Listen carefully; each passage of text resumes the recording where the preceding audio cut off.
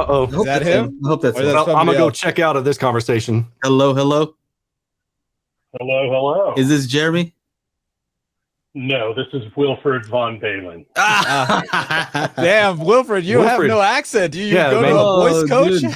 That's good, dude. I've given up the Austrian accent for Southern Alabama. It was all a Yes. ruse. Hey, man, you got to have a new career now, so acting seems like a good one. Yeah, you got to change it up. I don't know. Acting doesn't work out so well. I watched that death trial, and that's some scary stuff. Yeah. I enjoyed it. So yeah, we've talked a lot, especially in the comments. How many pages worth of text do you think we've had back and forth? You guys need to get a room. I know, right? I was going to say, well, look out, Angela. I type like 100 words a minute, and when I get on a tear, I sometimes do that without thinking. But Yeah. So it probably is way easier for us to actually talk. I figured. Dolby Ambassador is calling, says Easy HT Tech. All right. So yeah, usually we talk when it has something to do with Auro. I feel like you have a notification, like a Google notification. Whenever that's posted, you're just there. Boom, you just show up. How's that? It's nothing that nefarious. So. What's that? He says not that nefarious. That nefarious. Yeah, no, but you're almost always, if there's something Atmos related or Auro 3D related, I'm gonna find you in the comment. Yeah, pretty sure. But it's all good. I made the comment about how sometimes people get a little evangelical about Auro, and I find that anytime I even mention it, I immediately know it's a mistake because it's going to turn into a long comment thread. Well, you heard what we were just talking about before this about drama, right? That's So wink, wink. I think nudge. I think you're the one who's you're the king of the drama. Is that what you're saying, Joe? Dolby Atmos. I don't even think they need it. They're number one. They got all this money. They're killing it here in the U.S. I don't think they need help. I think they're good. Oh, I don't call myself their marketing wing by any stretch. I do enjoy it. I like DPSX, and there are things about Auro that I like. But each has a different approach, and I want to come right out and say right now, I'm not dancing on Auro's grave because I don't think they're going anywhere. A lot of people are jumping the gun on that. Filing for bankruptcy just means they're probably going to be restructuring. It doesn't mean they're going away. There's too much involvement overseas for them to just disappear. I told Wilfried to hire me for marketing here in the U.S. If they I don't know what they're doing. I'm like, you know what? Just hire me. I got you. I mean, we've kind of been doing it like unofficially for quite some time. I was partially joking, but I'm actually like partially serious. Like I want to see what it's all about. But so for the people who don't know, you've read, what have you read about Dolby Atmos? I mean, you name it, I've probably read it. I've been over the home certification guide, the mixed room certification, the theatrical, all of their white papers, most of the patents. I've looked at some of DPS's just to wrap my head around the differences between the two. Now, do you want to explain to people what Dolby Atmos doesn't do well in their diagrams that annoys you? Why don't you just tell them here? Because usually you say it you should have a copy and paste, because I've seen you say it so many times, right? Why don't you explain it here? What's wrong with the diagram that Dolby Atmos puts out? Why is that confusing? The diagrams for the home always show the height rows in line with the main. Hold on, let me bring it up. What do I look up? Diagram, layout, something like that. There we go. I think I can. Yeah, Dolby Atmos speaker layout. Okay, let me see here if I can pull this up. Okay, so we know what you're talking about here. Here we go. Is this okay? I don't know if you can see it or not. It's the 5.1.2. 5.1.2. It's for simplicity's sake. Yeah. Is that okay? So in that diagram, people look at that and immediately think, okay, well, the heights are supposed to go in line with the mains. Right. But when you actually start looking at the theatrical guidelines, they're not in line with the mains. In fact, when Dolby was first creating Atmos, they had their height rows on trellises so that they could move them in and out to determine what the best placement was. And basically they ended up with, I mean, this was part of the renderer design too. So the renderer actually assumes that they are at 1/4 and 3/4 of the width of the room. Okay, hold on a second. Doesn't necessarily mean 1/4 and 3/4. Okay. Because the actual, in the renderer, the actual coordinates are 0.25 and 0.75 for those rows. That's where the renderer says they're supposed to be. When you take that logic and translate it out, though, that's not necessarily the case. In the theatrical space, the surrounds, since they're already pretty elevated and they didn't want people to have to move them down, they do adjustments to where they keep a minimum and maximum angular separation between them. So part of those mixed room guidelines and the theatrical guidelines as well is that, say, if your side surrounds are elevated 20 degrees, then each height row should be 45 degrees plus half of whatever your side surrounds are. So you actually end up with the height rows about 55 degrees from either side. You got to simplify this a little bit because I know. It sounds great. So the heights are supposed to be 1/4, right? Here and here. Most of the time when you're talking about your average room with an 8-foot ceiling, you can put them at 1/4 and 3/4 the layout width apart and be perfectly fine. Now the home guide has that in a way. It says that the heights should be 0.5 to 0.7 times the layout width apart. The 0.5 is really what they're shooting for. And when we say layout width, we're not talking about the width of the room. We're talking about the width between the two widest speakers, which normally would be your side surround, pretty much without fail. So where would you put these? The ones in this picture here? Are those not in the right place? In the 5.1.2 setup? They would actually go a little narrower. It would basically be almost halfway between the center and left, center and right. Here? Up there. Yeah. Right here? No. No? Further into the room. No. So basically halfway between the left and the center. Yeah. Okay. Oh. So right there. You still have them in a 5.1.2. You'd still have them that far forward. Okay. Oh, so he's just saying narrowing it so it's almost like above the couch a little bit from that document. Now, a lot of people try to space them out wider because they think of it in terms of coverage. Like you don't want somebody who's sitting directly underneath it, like if you've got a wide couch, to not get the same effect. But that's really thinking about it as channels. Atmos doesn't treat it like channels as much as there you go. The room itself. All right. What's wrong with this 5.1.4 setup? On this is from Dolby's website. You see the height. Yeah. And these are not in the correct place according to their other documentation. Yeah. Well, according to that same guide, actually, if you look at their home speaker layout guide, they actually do say 0.5 times the layout width, 2.7. They give a wide range because they're trying to generalize for the average consumer. Okay. Right? They don't want there to be a barrier of entry. But if you're talking about enthusiasts who want to know where is this actually supposed to be, it's the 0.5 times. And 9 times out of 10, that's all you have to do to get it right. Can you tell me where to place my mouse? Like where's this 0.5? I'm trying to understand. The rows going, from the front of the room to the back should basically be halfway between the left and the center and the right in that room. Okay.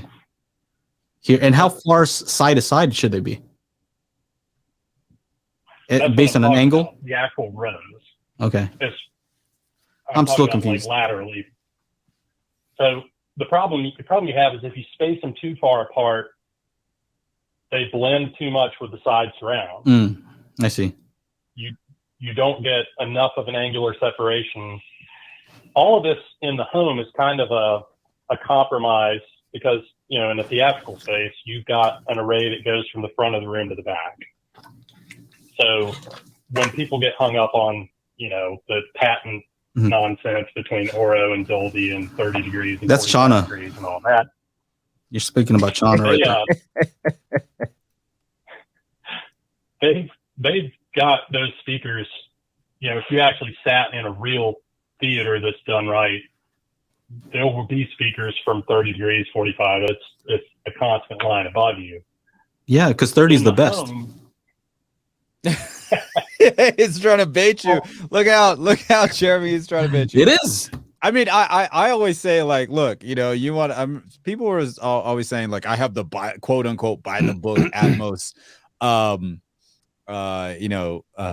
setup, and in my head, I'm like, well, which book are you referring to? Which one's by the book? And if you're talking about the, like this one, like even you, Jeremy, are saying like, no, those should be in a little bit more. So okay, it's like how do people can people get a straight answer? How do we get a straight answer out of this? That's the question. It really is confusion caused by their diagrams. Where if you actually read the text and follow the angles that you're supposed to set things up to, it will almost never look like that diagram. But what people do is they look at the diagram and base it on that instead of actually reading what that diagram is supposed to convey.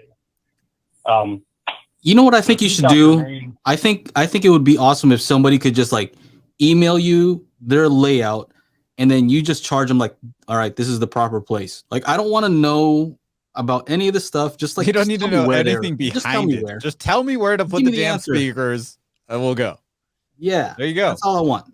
Forget all this angular separation. Believe it or not, Dolby has kind of done the work for us at this point. They have an Excel spreadsheet called the Dolby Atmos room design. Where's that? Where is this? It's probably really confusing to normal people. But basically with that Excel spreadsheet, it's for creating mix rooms, but the same logic applies for that. What's the name of it again? The Dolby Atmos room design tool. Room design tool. Okay. Okay. So with that, you can actually put in your room's dimensions, and it will basically give you, you can down to where your main listening position would be. All right, I'm gonna copy and paste this in. And it will basically show you a three-dimensional view of where everything would be. All right. So I just pasted the link there. Super granular with it. If you want to go crazy, you can put in your speaker specs and amplifier power, etc., and it'll tell you if everything is enough. Okay. To reach reference level. All right. I don't know exactly. Well, if somebody still doesn't understand normal people, don't Tweeter says I'm being very rude. I think it may sound rude, but we talk a lot. Like, we've talked enough so I can say stuff, and it's not like he's a complete stranger. So sorry if it came off that way. Did you take it as rude when I said normal people don't understand? You should probably say the vast majority of people. Right. Okay. I think that's more PC, I guess. Okay. Let me just say this. What I meant is I think that the stuff that I'm into is super, like, to the point of very nerdy, to the point where normal is like a compliment. I think Jeremy and I are talking about stuff where, like, people are, I don't expect them to be that interested. Sure. So that's what that makes sense. So yeah, I think people just want an answer. This is my layout. Give me the answer, and that's it. Yeah. So let me just say this then. Dolby, go ahead. I have to say, Dolby doesn't make some of this easy because of the way Dolby Atmos is sent transmission-wise. Because the issue I have with an Auro layout would be that you leave such a large gap above the listener if you only have 4 height speakers and don't have the voice of God. Let's talk about that then. with I mean, I've seen sorry to cut you off here. Dolby, and what they're doing is that ideally the way that you could fill in that gap would be you would have 30 degrees front and rear height and then have top mids, which would work great for Auro. But when you get to Dolby, a lot of content, unfortunately, is done to where the heights are static objects. So they don't pan through the front and rear height. And a matter of fact, with those, they'll just be quiet. Right. Have you done any experiments yourself to see how well you're able to resolve based on the location of those speakers? Because there's many experiments like that, right? To see how many speakers you actually need before you start not being able to tell the difference between hundreds of, or I don't know how many speakers, a ton of speakers versus, 15 or 21, I think that above our head, our resolution, our ability to locate stuff is not very good. No. Anyway. So I don't know that we need so many speakers to be so precise. I would agree. I mean, I've tested that. And I think Dolby's top, front, and rear layout is a compromise to achieve what they achieved in the theater. Because in the theater, you actually have speakers from front to back, and individually addressable. You can put anything there. At home, what you're trying to do is have both overhead sound and everything in between, because Atmos is not just either or. There are a lot of dynamic objects that move between the layers.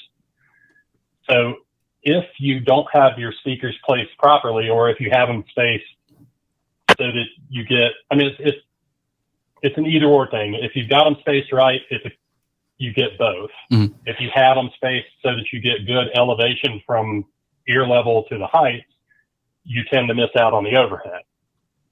If you place them for great overhead, you don't get any steering between the two layers. Yeah. Oh, well, I went to the SBS room and they were doing some Dolby Atmos demos, and they were only using 2 Atmos on the left and right. So I don't think that that's according to spec, right? Like the what do you call it? The Atmos prime elevation channels were like just up on wall, right? On wall. Adjacent to the left and right of the main listening position, right? Yes. I've seen that's their travel setup that they use. You've seen their setup at trade shows. Yeah. And I'll tell you, the sound from the movie that they were demoing was very immersive. And I think it's because we're very good at hearing the sounds, directly on the sides of our head. Right. So even though that's not an optimal position, I was really hearing those sounds. Now, I don't know if that's exactly where the person designed for that sound to be, right? But I just know that I was able to tell that there was something going on up there easily. Yeah. Because of the placement. And if you're playing one of those mixes that just has 2 static heights anyway, Ready Player One is a good example. Sounds amazing, but if you have 4 height channels, it's really just playing the 2, right? So that the damage is above you. I think I remember you saying that they only use 712 or something for Ready Player One. Yeah, they use static objects in that mix with no dynamic movement at all. It sounds amazing. It was Spider-Man Far From Home or something like that. No Way Home. It was the one where the dude on the range with a globe on his head. I forget, dude. One of those home ones. So anyway, so how about this? What would you say if somebody said, okay, you're saying it's much better if you have it laid out this way, you're going to have a much better experience. And what I would say is, who cares if there's nothing happening up there at all anyway? It doesn't matter if they're the perfect placement, but let's say in the example that Chana has that movie behind them, right? Was that the scene? No time for Atmos. There was nothing happening up there. So who cares if it's placed properly? If there's nothing happening up there. Well, I think we discussed this in that thread. Every mixer has their own style. These are just tools available to them. Not every mixer is going to make the same choices. Mhm. So that was true of back when 7.1 came out. You had a lot of people that didn't know what to do with it. Then you had people like Gary Rydstrom who mixed the hell out of it throughout Pixar movies with Dolby EX and then moving into actual 7.1, where it's constantly in use. Even his Atmos stuff is outstanding.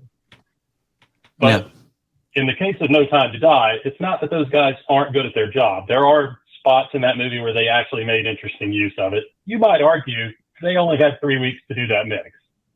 Yeah. Like that is another not very much limitation, time, right? It's like the time/money for adding Atmos, right?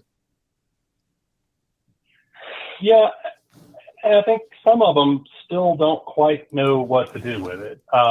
You mean the mixing engineers don't know what to do with it yet? Yeah, they're not sure. A lot of it comes down to there's 3 different approaches going on between these 3 formats. You have Atmos, which is basically steering around the room. So wherever they steer it in a virtual room, your system's trying to recreate it in that same location. Mm-hmm. DTSX is more of a hemispherical panner where they could put a speaker anywhere in that dome and their renderer would know how to put a sound there. Another aspect of that is that they have their Neuralink upmixing involved with that too. So if there's ambient sounds that are just mixed in the ear level speakers, some of that can actually get moved overhead just from the upmixer being active in real time.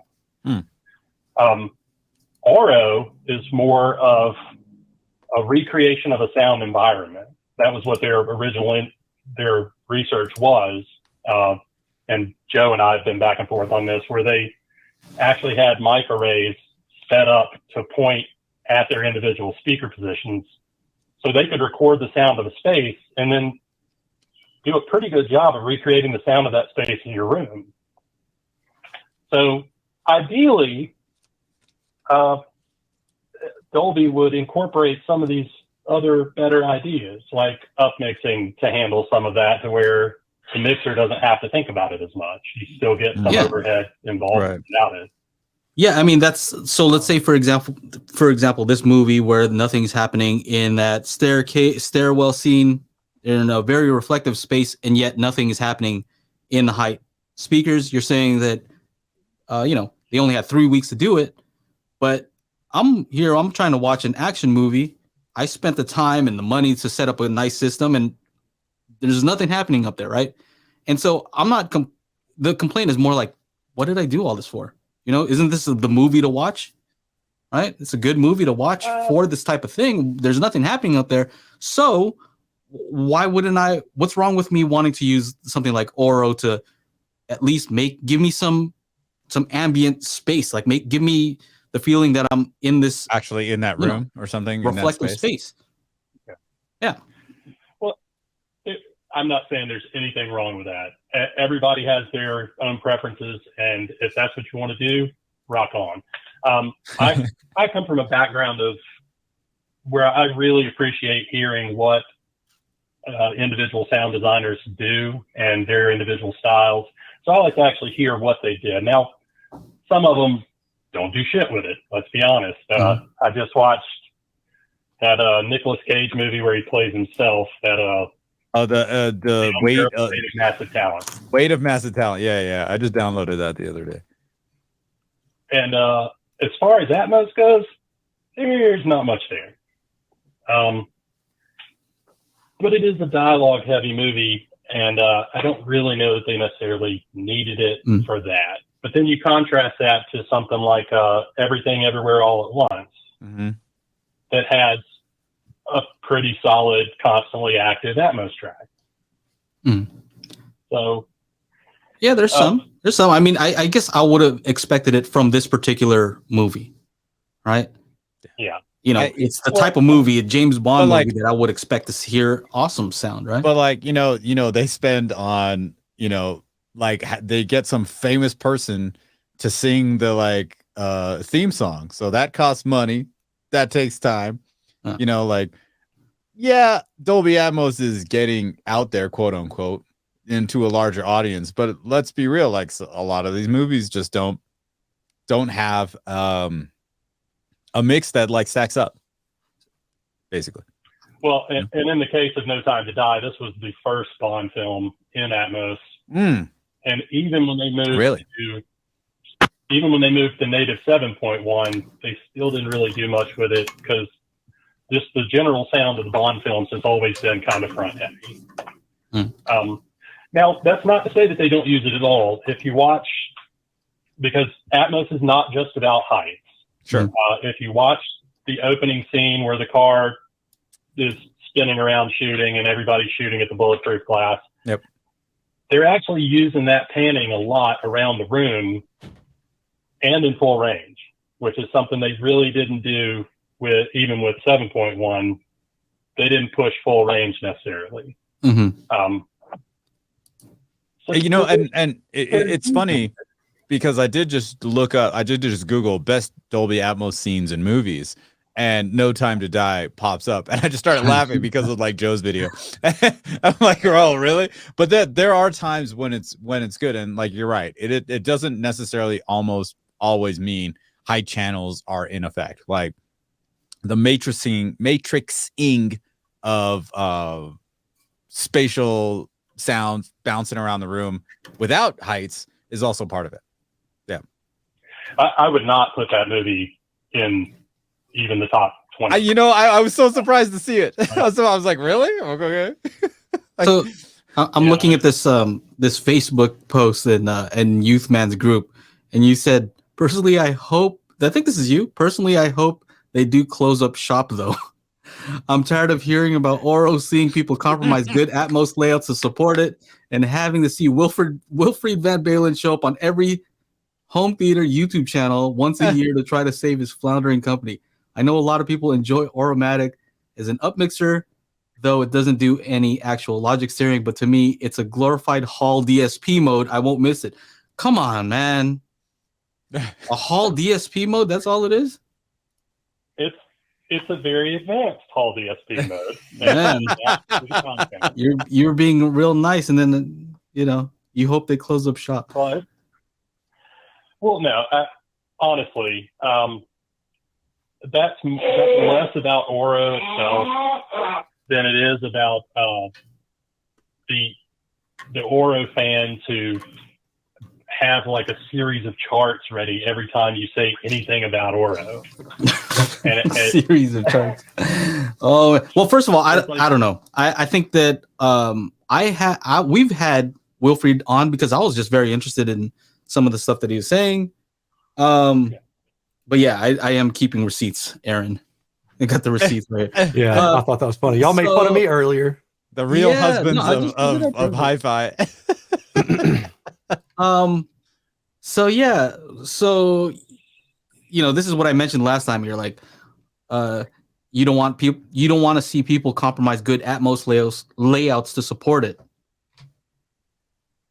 Yeah, I think if you're able to do top, front, and rear, that is a better layout for recreating what they're actually trying to convey with Atmos, which would be the majority of the content here, because that's the compromise so that you have both the overhead and the steering between the two layers.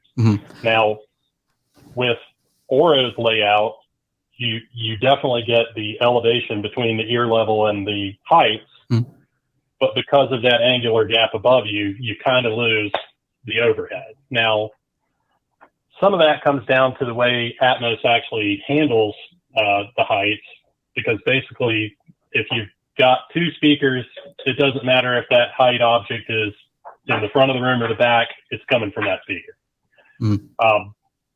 If once you move to four speakers, well, your forwardmost speaker would be 0, your rearmost speaker would be 1, and everything else would be a pan between. When you leave that large gap if you're doing 30 degrees forward, 30 degrees back, you leave 120 degrees above you, where it's not really going to image well.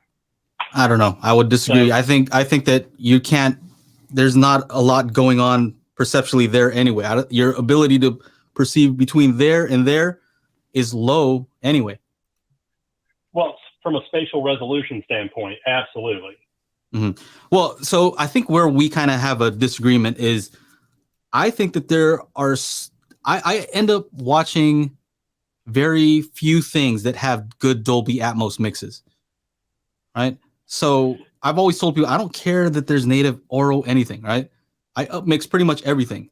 So I'm watching YouTube videos, I'm watching whatever, right? Listening to music, I usually upmix it because, you know, I like the way that sounds, right?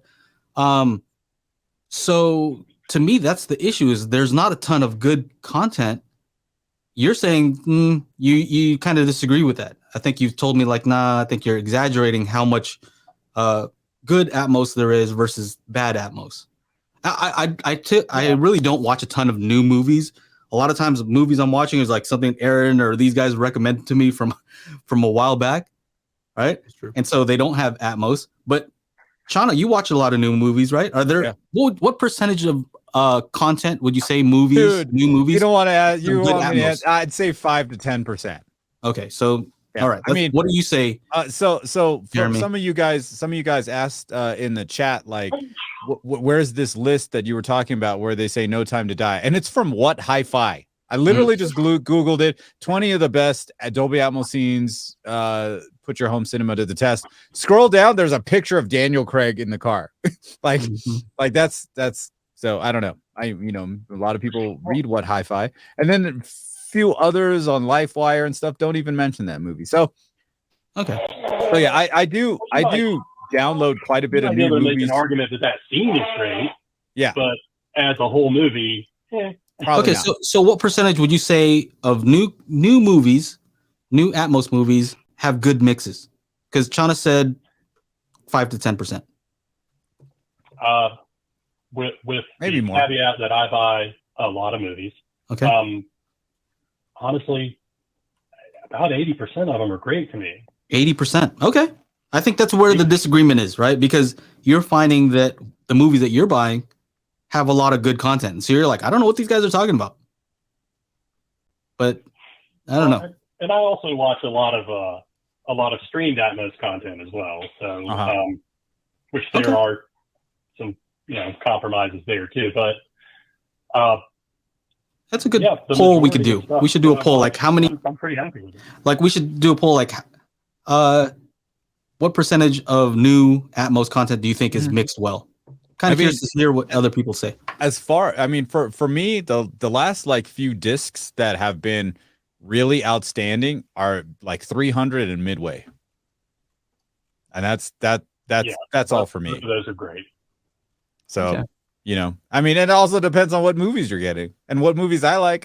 Like Joe's like, hey man, oh well, I can't say this on the air, but I don't really watch all kinds of crazy like superhero movies because like that shit gets boring. Like, oh, okay, yeah, it's all predictable too. Like we watched one the other day and like I was just spouting off lines and all of a sudden the actor says it. I'm like, okay, I'm tired of this nonsense. So I guess that's it. If the experience is 5 to 10% for Chana, for me it's probably even less because I don't watch a lot of new movies. Then you can see how for somebody like me, I can use Auro, right? It would make sense to me. Yeah. But if you're having an experience where you have 80% of the movies are good, well, then you're going to use that, right? I think that's where there's and then we're just talking about like movie watching. I had this Pioneer, LX505 with Dirac Live in the upstairs in the living room, and for DTSX, Dolby Atmos, IMAX Enhanced, it sounded great. But when we're watching, like, because my wife watches a lot of TV, like I don't know what sound thing to put it on that makes it sound good, right? If I had Auro, I would upmix it into Auro because that actually sounds great. Like some of these crap ass TV shows that myself and my wife watch, because some of it's real shitty, but like Love Island UK has great sound when it's Auro. When it's like regular quote unquote Dolby audio or whatever shit that's in the receiver, like it's kind of lame. So I mean, I like having the option. That's really really all it is. I like having I options. mean, I don't know that you're going to help or hurt that particular content Right. one way or the other. Sure. Yeah. It's just to me, going through like, because last night I guess the new season started showing, so we started watching it, and so I went through the audio things, and I'm like, yeah, I went through a few things, and you know, Auro sounded the best. So, I mean, it is definitely personal preference. But me, just like my wife always says, like, you know, I'm like, yo, we're going for 2 days. Why do we need 4 suitcases? She's, I gotta have options. So just like that, I gotta have options too with my sound. Well, Jeremy, before you go, would you agree that Auro upmixing sounds pretty bad if you have the speakers in an Atmos layout? I wouldn't go so far as to say bad, but it's definitely compromised. Because I've heard it that way, and I'm like, ugh. I never got it because when I had mine on the ceiling, I'm like, what is Shauna talking about? This doesn't sound good. Yeah, I mean, I think we all have to agree that everyone's home theater is compromised. Yeah. Everyone. Mhm. Nobody has a perfect layout. Yeah. So,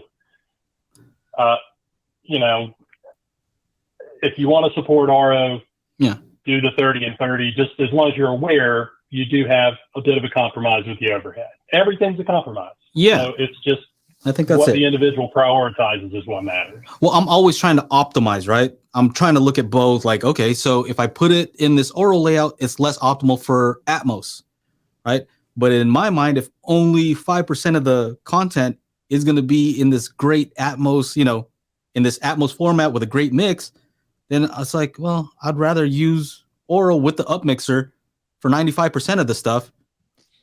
It just makes more sense to me, right? But that's just for me, right? I don't know if But it somebody also else has a becomes different experience. a chicken and an egg situation where, you know, is your opinion of Atmos that way because you are hearing it on that layout as opposed to one that's actually done per those mixed room standards? No, it's not that. It's more, my complaint is almost always there's nothing happening up there, right? It's not that, oh, it's not realistic, because I've had it in Atmos layout for a long time. And, you know, sometimes I'll play some Atmos demos, right? You know, and those sound really good.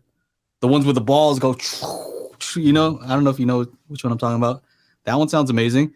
But it's more like when there's nothing happening up there, I'm like, come on, there's nothing happening. There's no sound up there at all. Some of that comes down to the movie too. I mean, I think we all agree that both of the movies, A Quiet Place, oh yeah, outstanding Atmos tracks. Oh yeah, but they're not really active the whole time. Sure. Yeah. But that's kind of the point. When they do become active, it scares the hell out of you. Yes. Yeah. So it depends. It depends on the movie. And I think a lot of people are looking for like a one-size-fits-all, you know, they want it to sound like virtual reality. Not every sound designer is going to do that. Right. Okay. Well, I thought it would be interesting to talk it out a little bit. I would agree with you that I do want them to do more. And I think the tools right now are relatively in their infancy. And I was about to say that. We're only in 2022, you know, 2016, kind of when the movies started, you know, coming out in Atmos. Do we need to wait another 3 to 5 years, maybe longer, for like, I guess, a certain level to be raised as, you know, these mixing engineers actually have more time under their belt with these, you know, Atmos mixes? I don't know that you'll necessarily have to wait that long. A lot of it is less about Atmos as a platform than it is about the tools available to them in whatever they're mixing in, whether it's Pro Tools or Nuendo, or because a lot of times there are third-party companies that create plugins that help automate this stuff. See ya later. I think you'll see a lot more of those pop up that they'll be able to use that make Atmos sound a lot better. Okay, so I think we've talked about this, how you're saying Atmos gives you the ability to place objects very precisely in a 3D space. And to me, yeah, that's cool, right? Especially in these movies that we're talking about, specific cases. But I find that the ability for Auro to kind of recreate the space, right? The reflectiveness of the space is more impressive to me. It like It's more natural, you mean? well, just giving a height aspect to things, right? I've said it before where if you're in a room, it's not a mystery as far as what the reflection should be. It's based on what the size of the room. If you're in an enclosed space and you're firing a gun, like that gunfire is going to be reflecting all over that space, right? It should. Well, So that to me is more impressive or a better use of the height than, oh, there's a specific, so it's so accurate that this thing is happening up here. Like, I don't know. but you also have to take into account how movie sound is actually created. When I say that, I mean, probably 90% of what they record on the day at a location, they throw away. Right. Because it's unusable. A lot of times the dialogue on the set there'll be extraneous noise from traffic or planes flying over, or that has to be overdubbed anyway. A good example would be Ford versus Ferrari. There's a scene where he takes Henry Ford to the end of the runway. There's a sound of a plane, and everybody complained, well, it's not in the heights. Well, no, because they actually recorded that on set.